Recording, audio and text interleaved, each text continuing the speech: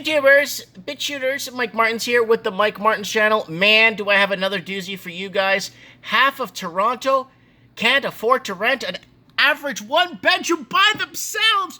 Woo! What is going on? Look at this area of Toronto right here. This is where I used to live in Toronto. Look what the payment is. Hold on, let me see where it pops up. Oh, I gotta move it. Let me move it up here for you guys to see. So when you hover over, it gives you the payments here. See that? Look how much you need to where I used to live in Toronto. $41.74 an hour. $41.74 an hour. Oh, actually, I lived right here. I'm sorry, guys. I lived right here. Like up this way a little bit more. Yeah. $45.64 an hour. Wow. For an average one bedroom in the city of Toronto. Woo! That's why everyone's leaving. But secondary cities are getting expensive. So people moving to Oshawa, Peterborough, still out of the market. People, this whole area is completely bought out. Guelph. What is this? Mount Forest, wherever those places. I didn't even heard of these places. Stratford, Ontario. It's becoming less and less affordable. Over half of Toronto can't afford to rent an average one bedroom by themselves. Young person or persons looking to move to Toronto better line up a professional gig first or expect to bunk up. Canadian Centre for Policy Alternatives crunched the numbers to find that the wage needed to rent in Greater Toronto. Digging into the numbers, we can see how unsustainability, high prices have become the average one bedroom is unaffordable for over half the city, even in distant suburbs. Woo! Know what's going on, people? What is happening here? Well, I've been saying it for years now that this is not your typical housing crash. It's not your typical housing correction. Why? Because nothing's normal! We got completely bought out by foreign investing. $200 billion laundered through from China, laundered through Canadian real estate. That's what we think we know of. Happened in Australia. It's happening in New Zealand. It's happening in every English-speaking country that's open for business. Come on here, we're open for business. Countries are competing for wealthy investors because the locals really can't cut it up anymore or really can't, pony it up anymore. Housing, first-time buyers used to be driven by income. Now, it's driven by foreign money has driven it up and turning these cities into empty shells and destroying the whole Canadian way. Housing affordability. Just because you can make the payments not go in arrears doesn't mean your housing is affordable. That's exactly what it means.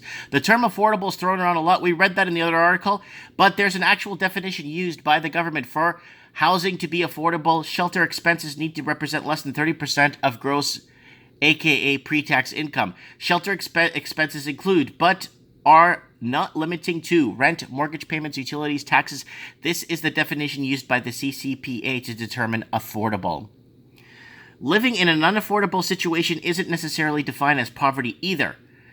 In Canada, the low income measure, LIM, is often used to define poverty. LIM considers a household in poverty if their income is below 50%. The median Canadian household income, even if you spend all of your income on rent, taxes, transport, and not enough food, you're not in poverty. Even if the restrictive measure over 4.9 million Canadians that fit this definition, that's about 1 in 7 people basically not being able to put food on their table after expenses is not poverty by any measures. The average one bedroom requires an income of $27 per hour, and this is in Toronto, people. The average one bedroom rental requires quite a bit of cash in Greater Toronto. To afford a one bedroom rental apartment in the GTA, you would have to earn $27.74 an hour according to CCPA study. This works out to become an average income of $57,700 per year. Not exactly chump change. Remember, that's only for a one bedroom rental, and we're including far-flung suburbs. Don't even dare to think about trying to start a family on that. Yeah, we've been held back on starting families, laying roots. The whole Canadian dream has been pretty much evaporated. Canada, like I said in the other video, It's not like Texas. The state of Texas has more major cities than all of Canada, right? In the state of Texas, they have more infrastructure and actual wide highways and proper connections between cities than Canada has as a whole. I'm willing to bet $100 to it that I think Texas has a lot more infrastructure when it comes to highways and cities and major cities. I really think so in my heart of hearts. Make less than $20 an hour or $41,600 per year. There's only 4 neighborhoods that were average 1-bedroom apartment affordable. Malton was the cheapest 1-bedroom average, requiring a wage of $19.11 per hour. Ajax, Pickering followed with required income of $19.33 per hour.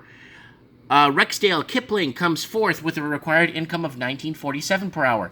Long Branch is the last neighborhood you could squeeze out in under $20 an hour, requiring an income of $19.66 per hour. If you're not from Toronto, only 2 of those neighborhoods are actually in the city of Toronto. Got a little extra cash?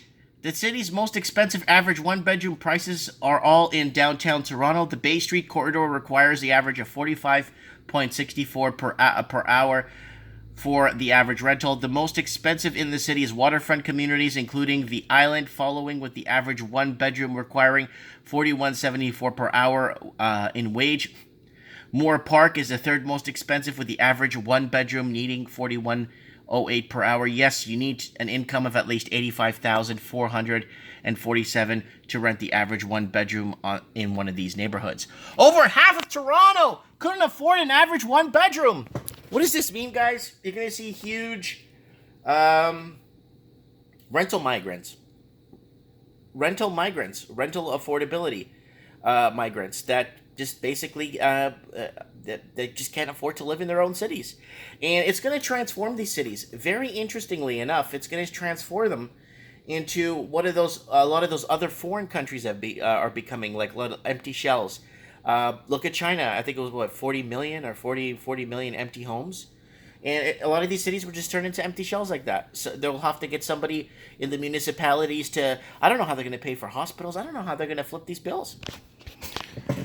Over half of Toronto couldn't afford an average 1-bedroom. That's half, and that's a 1-bedroom, people.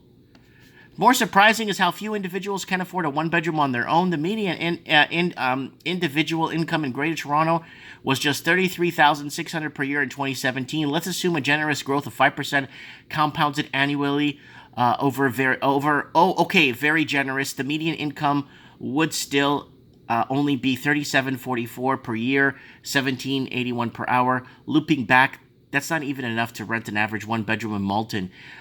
Half of Greater Toronto cannot afford the average 1-bedroom by themselves. The unsustainable gap between income and rent is going to have consequences.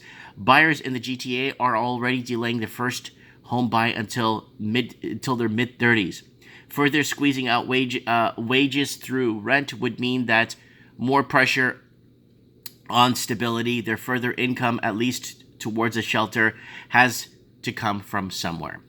The obvious would be consumption in the local economy and diversifying investments, and that's basically, like this in the other article, what our economy is built off. Now, guys, this is very interesting, because how are the people that actually pay the taxes, the blue collar workers, heck, and even the white collar workers that actually pay these taxes from the private sector, how are they going to afford to support the public sector? Easy, they're going to put a city tax now. This is just something I've been talking about with a couple of people online that work in politics and that understand they're working on ways to tax people more and get away with it. Well, they're going to start having a Greater Toronto tax or a service tax or something, some better value tax. I don't know. They're going to add some sort of a tax of 2-3%, and people are going to start flocking more out of these areas and moving into areas that unheard of 20-30 years ago. Small bedroom communities, now they're turning into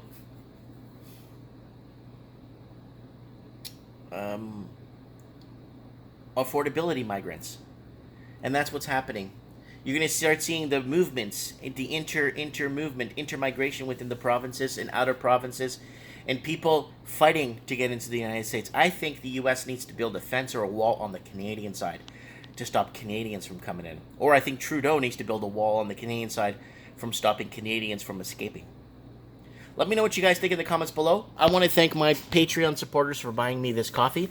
And if you want to support me on Patreon, guys, go ahead and support me on Patreon. Every little bit helps. $1 a month helps me get some of this out there. Let me know what you guys think in the comments below, and thanks for watching.